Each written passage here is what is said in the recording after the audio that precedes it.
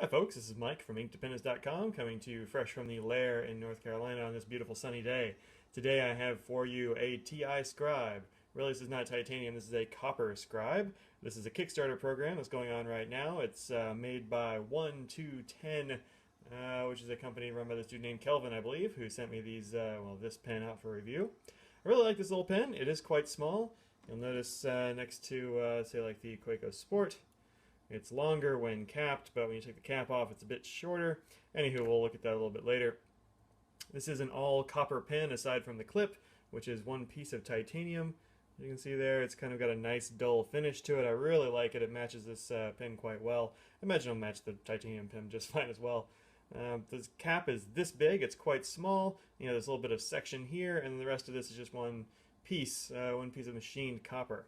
So, if you unscrew the barrel, you can see that's where the seam is.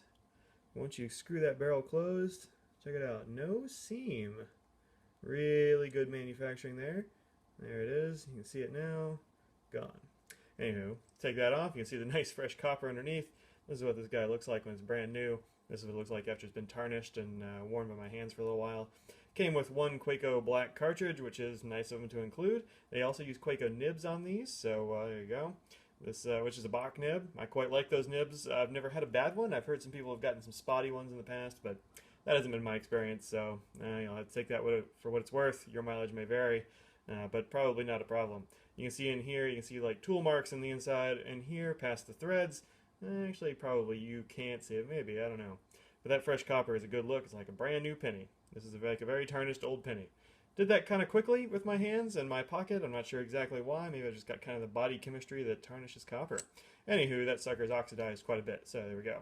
Alright, now, this pen is a prototype, so it's a little bit different perhaps than the production model. One thing is that the threads run the opposite way on the barrel and on the cap in the production model now. This is something that Kelvin did for us when we said that we had a hard time unscrewing the cap because we kept unscrewing the barrel. So we reversed it.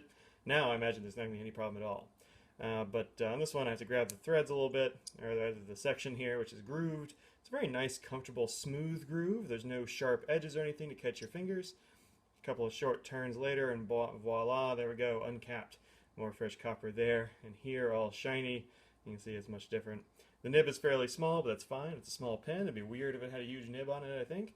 The cap is also quite small. You can't post it. It doesn't go on there at all. It is a bit of a taper here, but it's definitely not enough to post.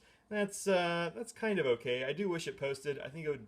The problems with it posting is it would look a bit funky, and also you'd have this like thread rubbing against the web of your fingers because this is fairly short. Unless you post it, and I guess it wouldn't be a problem. As it is, the taper is very comfortable there on the web of my hand. No real problems at all. It's a little bit small for me, I think. Actually, writing on paper, I'm more like this, and so it's kind of right here, which is, I wish it was a bit longer. If it would be right here, that'd be great, but I have fairly big hands. There you go. So, for me, a little bit small, but it is a pocket pen, so it should be small. This one has lived in my pocket for the last, week and a half, I suppose? So, there's that. Alright, the cap is very small. The other thing about this pen is that the threads on the, between the cap and the section there are not very smooth on mine, but that's just because it's not a production line pen. This is a prototype, like I said before. Even still, you get a little bit of squeak. I don't know if yours would squeak at all if you got the production pen. Probably not. The quality of workmanship on this guy, I believe that he's doing his job well, and he won't have that problem. The clip does have a little bit of play, just a tiny bit. Let's see if I can show it.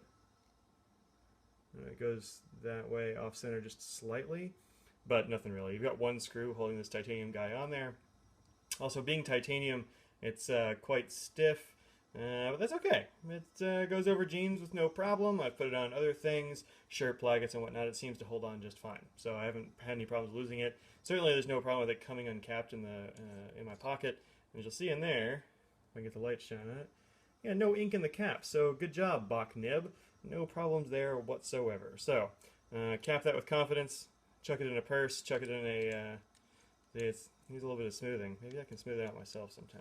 Yeah, there we go. Anywho, that's it. Alright, so, there's the size comparison with the Quaco Sport. Here's one with Lamy All-Star, because everybody, or rather, Safari, everybody's got a Safari. Here it is against a Metro, everybody's got a Metro. So there you go, that's the size you're looking at with this pen. Let me adjust my camera angle here just a little bit. Yeah, good. Alright, so it's capped, uncapped, uncapped.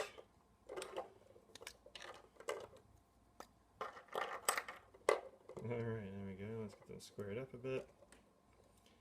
Voila. It keeps rolling away. This doesn't have any kind of roll stop on the pin itself. So if you set it down without the cap on it, it will roll. So do use caution there.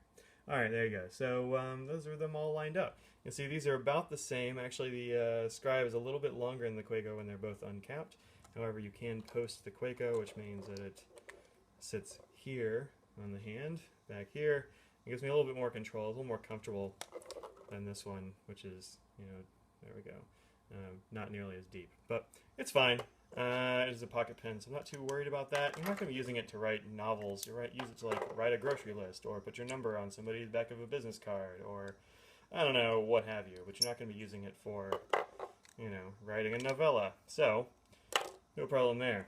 All right, so this has been the TI Pocket Scribe. You can also get a full-size version of this pen now. They've hit that stretch goal. In fact, at the time I'm writing this, they've like massively exceeded all the goals they set on Kickstarter. This one will definitely be happening. I hope he's got his machines ready, because man, he's got a lot of orders to fulfill when this sucker comes loose very soon. I think you've got about a week left to get on this Kickstarter if you're viewing this on the day I put it up, so don't waste time. Go find that on Kickstarter. All right, see you guys around. Peace out.